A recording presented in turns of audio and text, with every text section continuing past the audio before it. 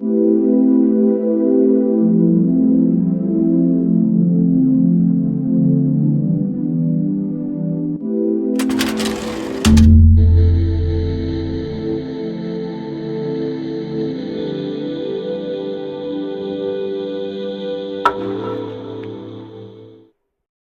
Clérambault, o llamado erotomanía, y algunos aspectos biográficos de quien describió este síndrome. Hay que mencionar que hace un par de personas me antecedió mi maestro Bruno Estañol, que ha sido un maestro en toda la extensión de la palabra. Como verán, ahí estamos en un restaurante y aprovechando en la cena para enseñarme cosas y no importándole hacer esquemas en el mantel donde estábamos, cosa que no hizo muy feliz a los dueños del restaurante. Pero gracias a Bruno es que conocí al homenajeado, al maestro Pérez Rincón, quien a su vez, cada una de las personas que Bruno con quien me ha contactado me ha enseñado algo. Y fue Héctor Pérez Rincón quien me estimuló para estudiar este tema que vengo a hablar y me recomendó esta película maravillosa, El grito de la seda. Después, Bruno me presentó a Francisco González Cruzí, quien es autor de este libro que se llama La enfermedad del amor. Francisco González Cruzí es un patólogo mexicano que vive en Chicago y que es un autor de muchísimos libros. Y más recientemente, hace unos años, me presentó a quien organiza este coloquio, ¿no? A Francisco Gómez Montt, ¿no? Es autorretrato, ¿verdad, Francisco? No, es un dibujo sobre él, y él me ha hecho leer mucho sobre estas conexiones neuronales y el conectoma, que está muy en boga. Tal manera que se han conjuntado varias cosas para esta plática. Hace unos 15 años, en el Hospital Pitié-Salpêtrière, haciendo epileptología, y un día me llega un email mencionando que mi esposa, que es psiquiatra, quien iba a estar haciendo una rotación con el profesor Bruno Dubois en la parte de demencias, no podría venir porque tenía algún problema burocrático con la UNAM. Muy triste, me fui a la Ópera Garnier a escuchar el Mesías de Händel, y saliendo del concierto, al primero que me encuentro, te acordarás muy bien, justo enfrente de la Ópera Garnier, es a Héctor Pérez Rincón. Le comento esta situación y Héctor movió sus influencias, ¿no? Y Cristina pudo estar con el profesor Dubois, y no me quedé solo ese tiempo de formación en París.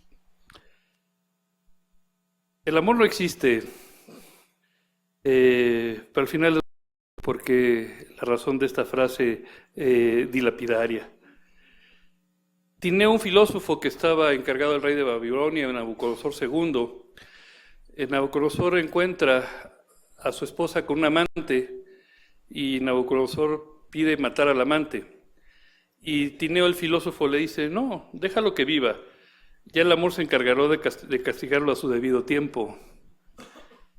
Hoy en la mañana revisé cuántos artículos hasta el día de hoy había sobre Clérambault y erotomanía, 35 artículos, tal forma que es un tema que es muy interesante, pero es poco publicado. Y un artículo interesante que encontré, que leí hace unos días, fue de Germán Berrio sobre la erotomanía. Pero un concepto histórico se lo recomiendo porque viene muy bien toda esta parte histórica de este síndrome.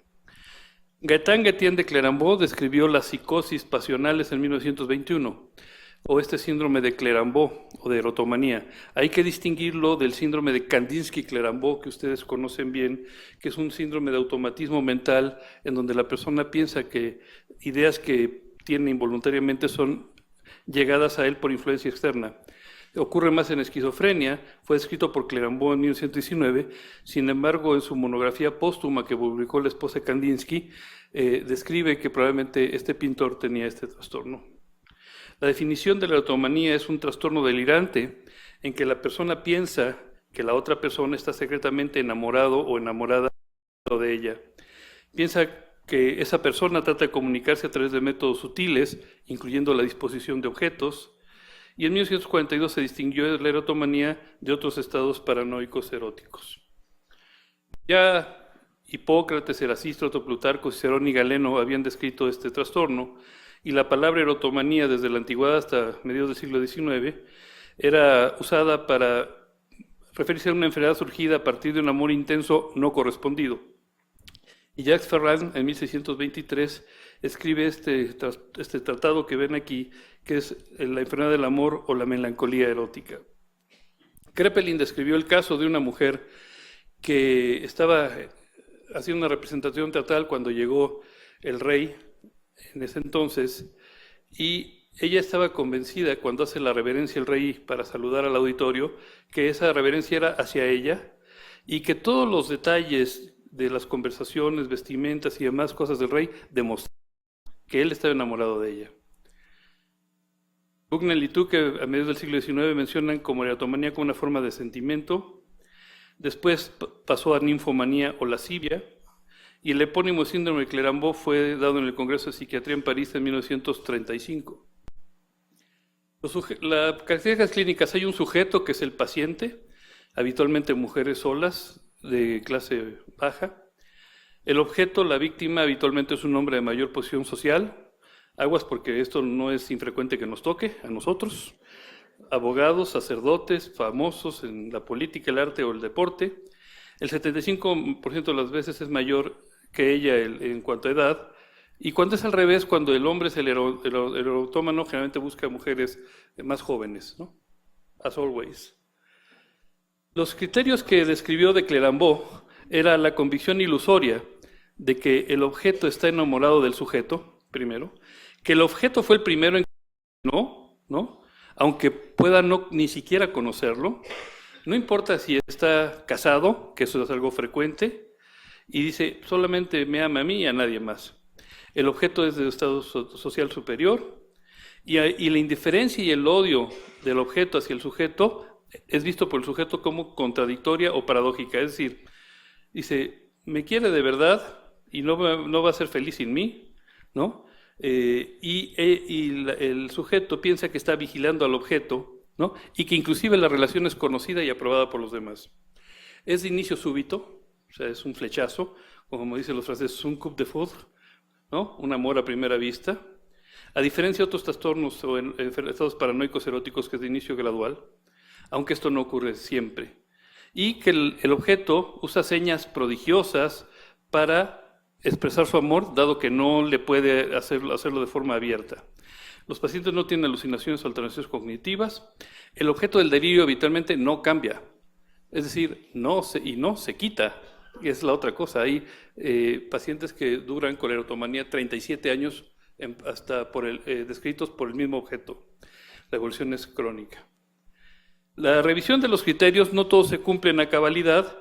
De 53 casos, 2-3 cumplían criterios, y es frecuente con morbilidad psiquiátrica como estos trastornos que ven ahí. Es raro que sea pura la erotomanía. Recientemente se encontró un perfil un tanto irregular. Sí, más mujeres que hombres, edad promedio 40 años. El estado civil, la mayoría solteros, aunque había estados civiles. Algo no tan infrecuente es que sean pacientes célibes, con estado desempleados o incapacitados, porque todos sus esfuerzos lo dedican a perseguir al objeto.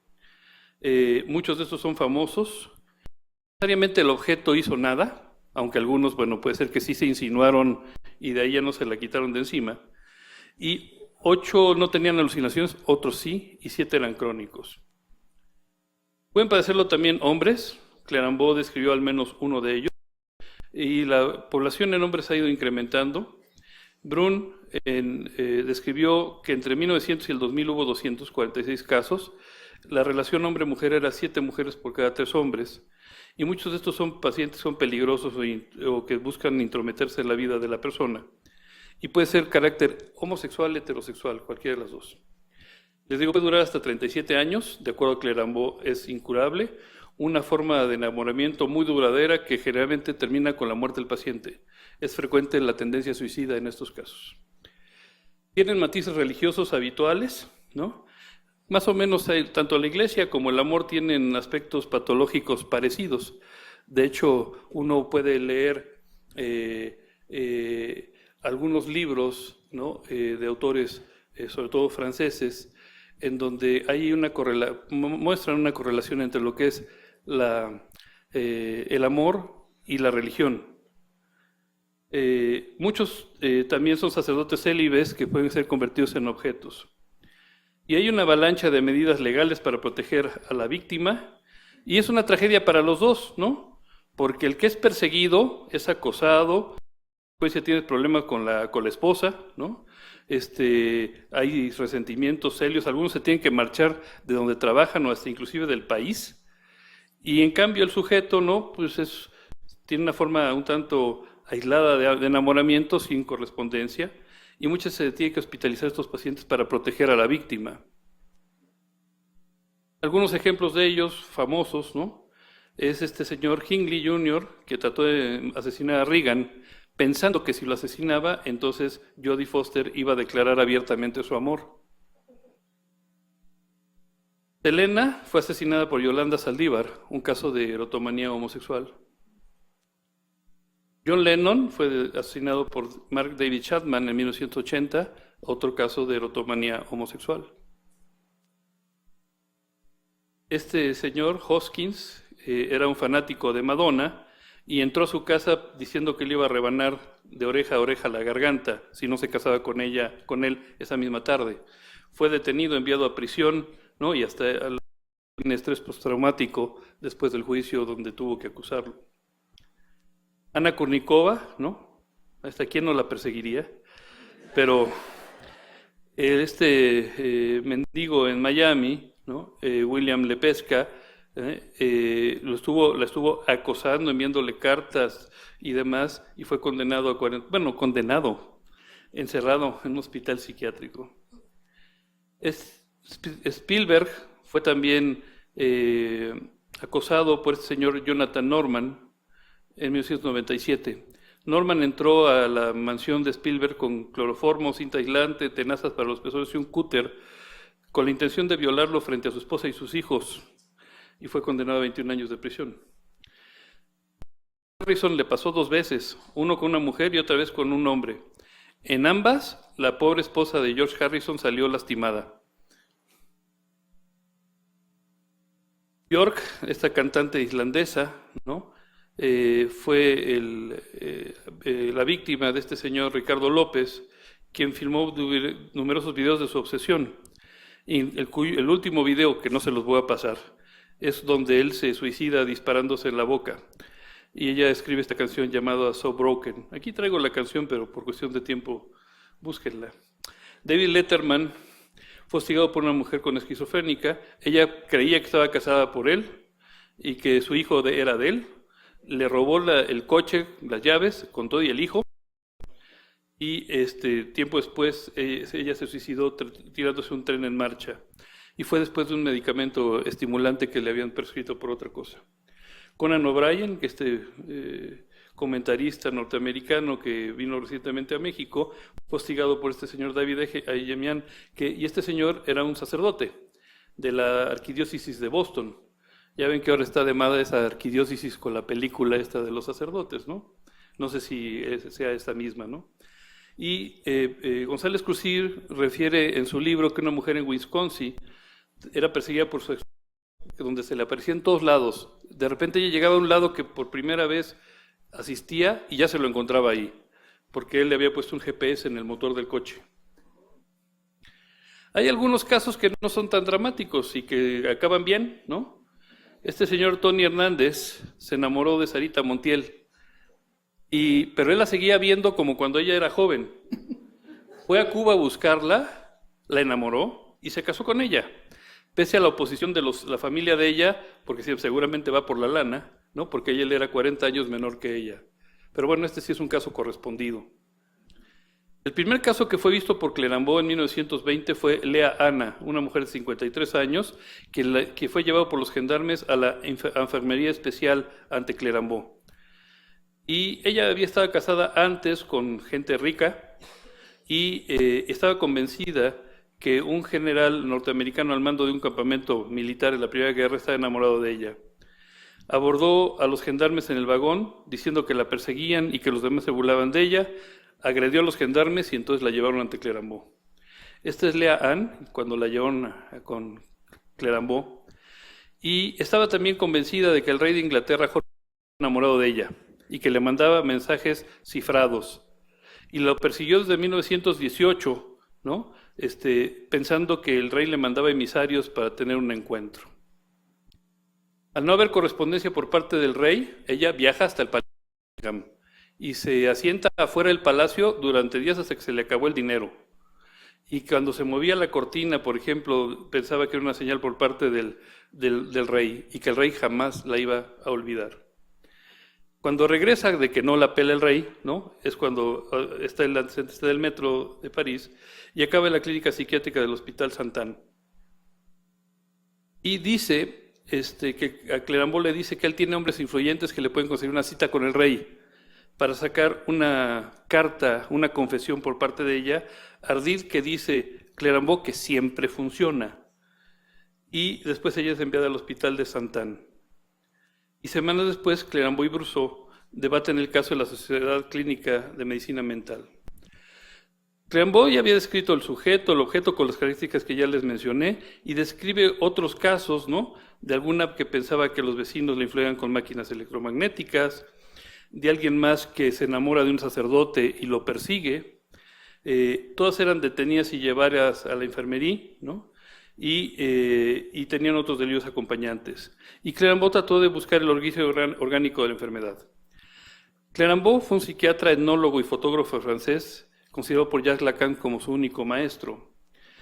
A los 13 años llega a París y dicen que su carácter era un poco irascible, dicen que un poco turbulento, que algunas veces en un congreso, ¿no? El orador dijo una idea que él ya había pensado y se levantó fúrico retándolo a duelo pensando que le habían robado sus ideas.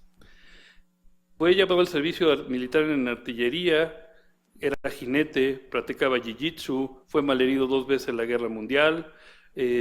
Su tesis fue sobre las orejas del luchador, o sea, sí le gustaban las cosas medio brusconas. Y fue asistente de Capgras en el asilo de la Seine. Esta enfermería du Depot, que fue fundada en 1872, era el cuartel de la locura. Era un edificio tétrico con camas acolchonadas, o con paredes acolchonadas, y ahí llevaban a los indigentes, a los que bebían ajenjo, éter, opio, a los epilépticos, a los pirómanos, los exhibicionistas, los fetichistas, todo lo que no era aceptable socialmente. Y Clérambault elaboró 13.000 certificados, pero como los de la cárcel, con fotografías de frente y de perfil, con un diagnóstico provisional y todo escrito telegráficamente. Y después de algunos días de observación, o los dejaban libres, o los mandaban a Saint-Anne, o los metían a la cárcel. Algunas veces se liberaban algunos que reincidían, y otras veces algunos se quedaban encarcelados de forma indefinida. Pero Clérambault también describió este caso de los fetichistas de la seda, entre 1902 y 1906. 4 mujeres de 40 años, ¿no? Ladronas de seda reincidentes, pero que entraban a las tiendas, robaban la seda y se masturbaban con la seda en la tienda. Ya sea en el probador, a media tienda, no les importaba. Algunas habían sido casadas, vivían solas, pero que no habían experimentado placer en sus relaciones maritales. Y decían que el placer les venía por el sonido de arrugar la tela. Y decía una de ellas que la seda clama, y viene aquí una descripción que no se las voy a leer para no hacerlos pensar las malas cosas, ¿no? Pero hay esta película que se llama El grito de la seda, ¿no? Este es un poco el tráiler de la película, donde está la descripción de esta mujer, ¿no? Con la parte esta de la seda, ¿no?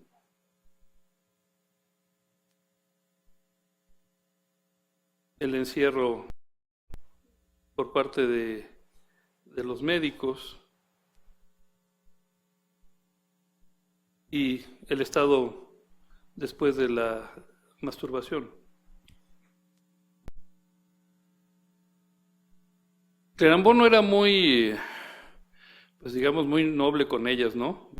Calificó de histéricas, frígidas, pervertidas, degeneradas, bla, bla, bla, ¿no? Y algunas decía que tenía algunas historias familiares, ¿no? De otros onanistas en la familia, ¿no? Y describió sobre ellas otra vez en 1910. Clerambault tenía mareo crónico, cefalea y padeció cataratas, quedó medio ciego. Y en unos recuerdos de alguien operado por cataratas, ¿no? Yo conozco dos libros sobre personas que describen sus operaciones de cataratas, Clerambault y John Berger, el que se dedica a hablar de arte.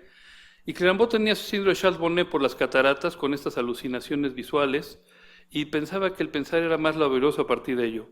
Lo opera Barraquer, quien describió la técnica clásica para las cataratas, y Clerambault, después de que le quitan los vendajes, empieza a ver de forma correcta, pero no le hace caso a Barraquer, se mueve súbitamente, se pone a caminar, y entonces tiene una hemorragia, y Barraquer, furioso, ¿no? Lo sutura, ¿no? Y menciona a Barraquer que los médicos son los peores pacientes, cosa que también es cierto.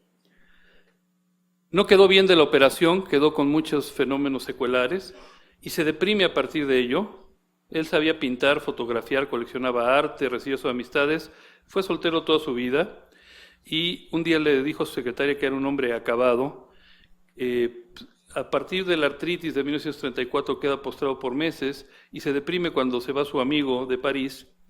Y en 1934, cuando va a dar una clase, el auditorio está casi vacío por diferentes circunstancias, y le escribe a Brousseau un testamento, ¿no? Donde menciona que muchos descubrimientos van a caer en el olvido. Toma un arma de fuego, le avisa a su ama de llaves que va a hacer unos disparos en el jardín, que no se asuste, sube las escaleras, pone la silla junto a recargado de respaldo hacia la cama y se dispara en la boca. A la muerte de Clerambault encontraron más de 4.000 fotografías tomadas en Túnez y en Marruecos durante la Primera Guerra Mundial de mujeres que llevaban velos y vestidos igual de Marruecos, tanto de hombres, mujeres y niños con velos. Estas son estas fotografías que hizo Clerambault, interesantes. Hay estos libros, ¿no?, sobre la pasión, ¿no?, que tenía sobre la fotografía, ¿no?, y estas fotografías que hizo Clerambault en estos diferentes libros. Y coleccionó, a su muerte, encontraron un montón de telas en su apartamento, maniquís, ¿no? Entonces como que parece que también Clerambault le seducía deslizar la tela entre sus dedos. Algunos no me falta mucho. Hay algunas novelas que les puedo recomendar, como es Enduring Love, de Ian McEwan. De hecho, hay un artículo sobre las novelas neurológicas y psiquiátricas de McEwan en el European Neurology que les recomiendo. Y esta novela, que fue traducida como Amor Perdurable, habla sobre el encuentro, ¿no?, de dos personas, ¿no?, al partir de tratar de rescatar un globo. Él y su esposa ven como hay un accidente en un globo. Él trata de rescatar al niño que va en el globo y es ayudado por varias personas, entre ellos al que se vuelve al erotómano. Y a partir de ahí el erotómano, ¿no?, lo persigue por todos lados, ¿no? Se le aparece en la casa, en la piscina, en todos lados, ¿no? Y le genera diferentes problemas con la esposa. No les cuento lo demás para que lean la novela o vean la película. Pero tiene un apéndice interesante al final. Tiene dos apéndices apócrifos. Descritos, menciona Ian McEwan sobre dos médicos en el British Review of Psychiatry. Pero los nombres de estos médicos es un anagrama del nombre de Ian McEwan. Y ya es una descripción puntual, no voy a mencionar todo esto, ¿no?, sobre el erotómano, ¿no? Y una carta que deja el erotómano al final cuando lo encierran, ¿no?, y que le escribe encerrado en el hospital psiquiátrico a la víctima. Dice: querido yo, cada día que paso aquí das un pasito hacia el amor de Dios, ya no hay vuelta atrás. Cuando seas suyo también serás mío, bla, bla, bla, bla, bla. Clerambault pensó que era un trastorno organicista y se asociaba con alcoholismo, aborto, depresión, epilepsia, traumatismos encefálicos y otros trastornos neurológicos. Tiene delirio de grandeza, ¿no? Y hay algunas cosas psicoanalíticas como miedo a la intimidad sexual, una extensión patológica probablemente de las estrategias de apareamiento. Se considera un trastorno delirante del subtipo erotomaníaco en el DSM-4. Inclusive ahí mencionan en el casebook un caso de un doctor que sufre el acoso de una camarera. Y muchos de esos pacientes no van con el médico porque consideran ser normales, simplemente estar enamorados, y la familia también considera ser normales. En el diario de un loco de Gogol, ¿no? Ivanovich, ¿no? Eres un erotómano que se enamora de Sofía, la hija del director. Ahí viene una descripción preciosa del amor que tenía por ella. Sin embargo, ella está enamorada de otra persona y entonces pasa de ser un ser amado a ser la mujer ser un ser pérfido. Menciona que el amor es una segunda vida. Landolfi escribe una novela, La esposa de Gogol, de la esposa de nombre Caracas, que en realidad era una muñeca hecha de goma, que inflaba, que tenía huesos de ballena y que la inflaba Gogol. Y al final destruye Gogol a la muñeca, como en sus novelas Las almas muertas. Y lo que es interesante es que los que conocieron a Gogol, nadie conoció jamás a la mujer y nunca oyeron su voz. De ahí salió la idea que era una muñeca. Kokoschka se enamora de Alma, la pinta aquí en La novia del viento, pero cuando Alma Mahler se va con Gropius, ¿no? Al regreso de la guerra, entonces él hace una muñeca de tamaño completo, natural, de Alma Mahler, con la cual paseaba por las calles y asistía a las reuniones sociales. En La enfermedad del amor, González Cruzí, aquí tuve la suerte en una reunión que tuvimos con Bruno, ¿no? Describe sobre Adele Hugo, la hija de Víctor Hugo, quien llegando a Halifax, Nueva Escocia, en Canadá, se enamora de un militar, el Albert Pinson, y le escribe a su papá Víctor Hugo, que estaba exiliado en la isla de Guernesey, que se va a casar que ya se casó con él, cosa que Víctor Hugo, engañado, publica en el periódico, en la Gazette de Guernesey. Como ella no es, termina vagando en la calle harapienta, la encuentra él, pero la abandona. Ella regresa a Francia en 1872 y es internada en un asilo de Saint-Mandé, a las afueras de París, donde muere en 1915, 75 años de edad. Hay esta película de Truffaut, ¿no? Sobre Adele Hugo, ¿no?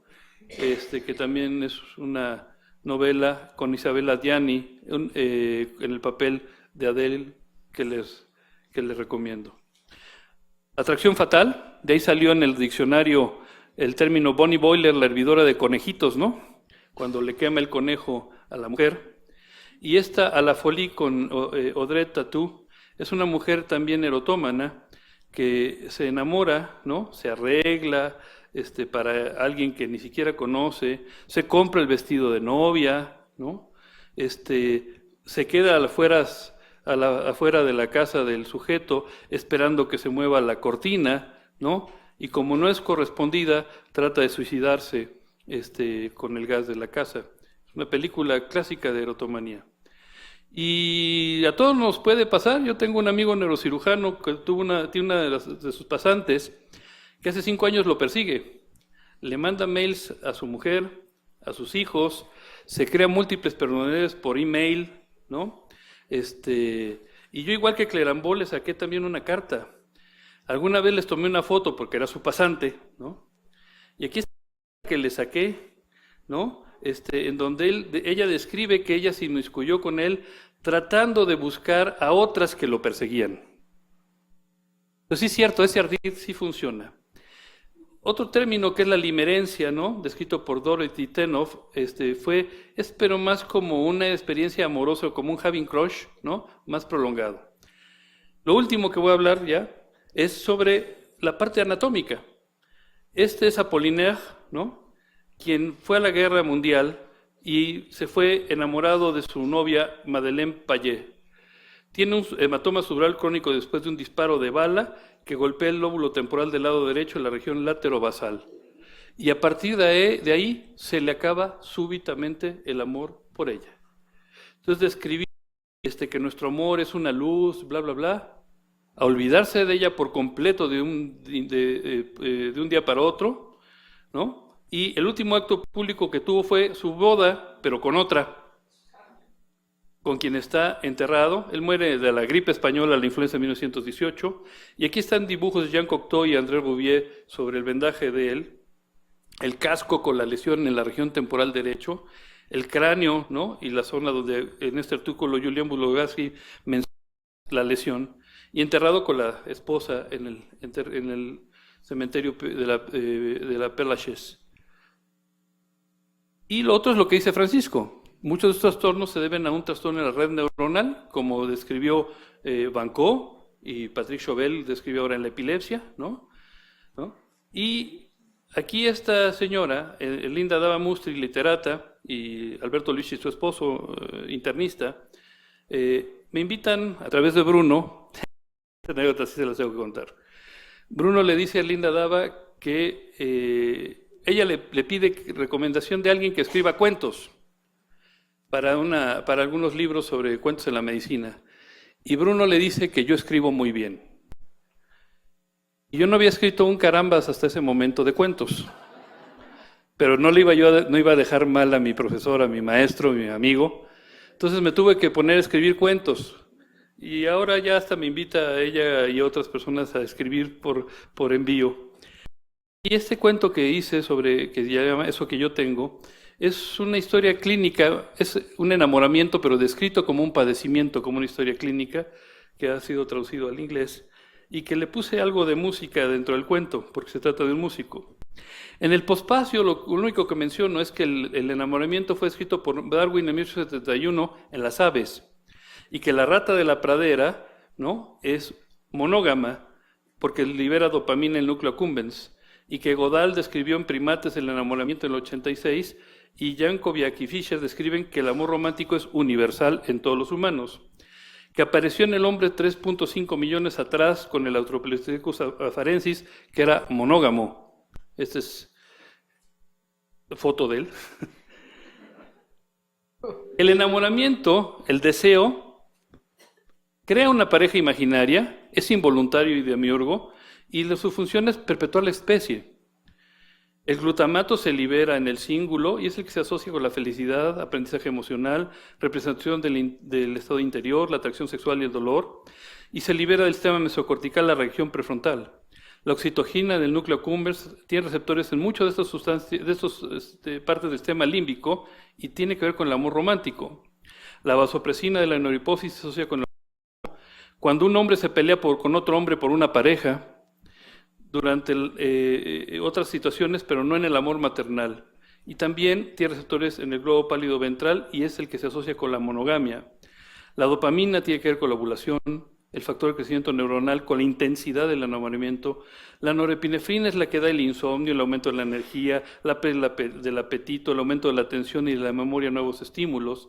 La serotonina modifica el apetito y el ánimo. El sistema nervioso simpático produce la sudoración de la piel glabra cuando uno está con la mujer. Un minuto y termino. ¿Sí? Ya, un minuto. Y finalmente la resonancia funcional, en donde se ven varias áreas que están encendidas, ¿no?, y que son distintas en el amor maternal del amor romántico.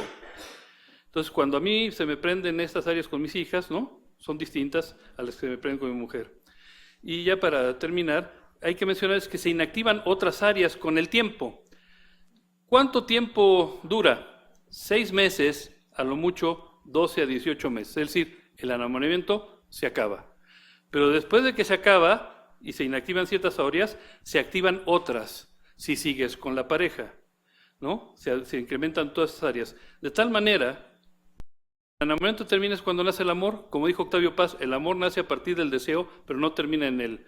No es un caer en el amor, como dicen los franceses o en el inglés, ¿no? Es un estar en el amor, es una permanencia, es algo que es voluntario. Como dijo Octavio Paz en La llama doble, una llama el enamoramiento, el otro el amor. De tal manera, ¿no?, que yo cuando hice ese cuento, ¿no?, se lo dediqué a mi esposa aquí presente, y sí, el amor no existe, el amor se construye.